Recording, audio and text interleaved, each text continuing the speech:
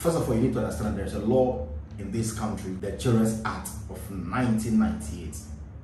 That law is the law that provides for a lot of things pertaining to children.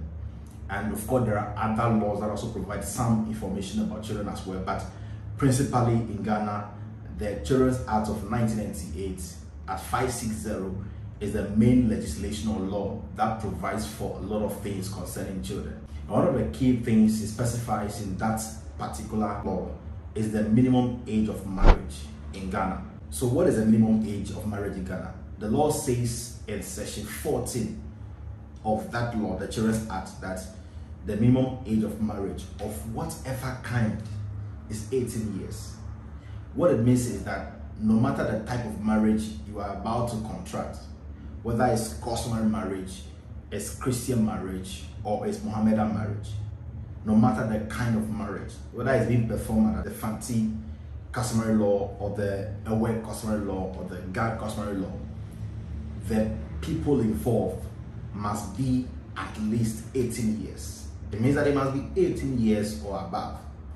If you see a party going into marriage and that party is less than 18 years, then it means that that marriage is being contracted contrary to this law. That is the first thing I want you to note. The second thing I need you to note, which is connected to this subject, is the issue of compulsion of marriage.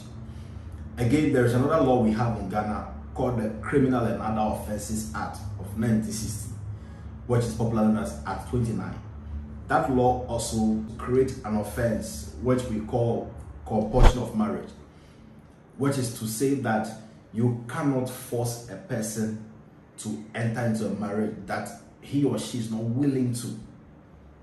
Or if people are going into marriage, then both of them should voluntarily enter into that marriage. If you compel a person to marry, maybe you are the parent of the child or the parent of the person who desires to marry, and you sort of compel them to enter into that marriage without they themselves willingly accepting to marry, you are guilty of an offense and you can go to prison for at most 3 years. The law is stated in section 109 of the Act 29 that I spoke about. It says that a person who by duress causes another person to marry against that other person's will commits a misdemeanor. A misdemeanor is an offense of which you can be punished up to 3 years in prison. Make it legal.